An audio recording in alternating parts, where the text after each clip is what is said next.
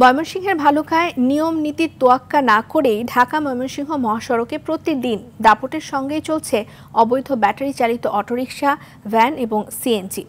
এতে প্রায় প্রতিদিনই ঘটছে ছোট বড় দুর্ঘটনা। প্রশাসনের নীরব ভূমিকাকে দুষছেন স্থানীয়রা।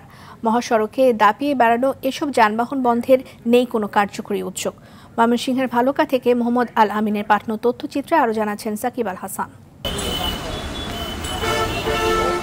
ঢাকা থেকে ময়মনসিংহ, জামালপুর, শেরপুর ও নেত্রকোনায় যাওয়ার একমাত্র মহাসড়ক এটি। চলে উত্তরাঞ্চলের গাড়িও। 4 লেনের এই মহাসড়কের ভালুকা, সিড স্টোর, স্কয়ার, মাস্টারবাড়ি বাজার এলাকায় দাপিয়ে বেড়ায় অটোরিকশা, ভ্যান ও সিএনজি সহ 3 চাকার যান।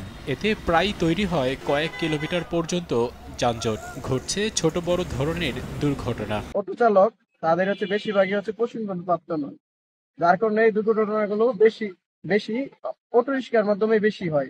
মহাসড়কে দাপিয়ে বেড়ানো এসব যানবাহন বন্ধে নেই কোনো কার্যকরী উদ্যোগ। হাইওয়ে পুলিশের অভিযান চলাকালীন বন্ধ থাকলেও অভিযান শেষে আবারও মহাসড়ক চলে যায় তাদের দখলে। ভোগান্তিতে পড়তে হয় যাত্রী ও পথচারীদের।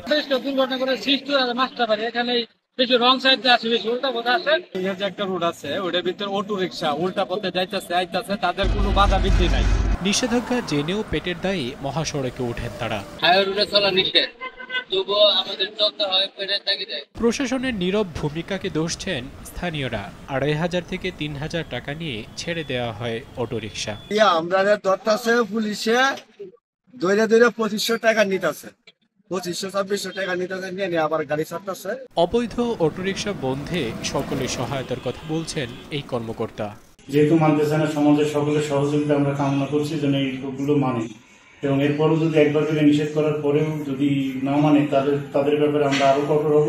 সড়কে শৃঙ্খলা ফেরাতে কার্যকরী সিদ্ধান্ত গ্রহণের দাবি যাত্রী, পথচারী সহ এলাকাবাসীর। সাকিব আল হাসান, RTV।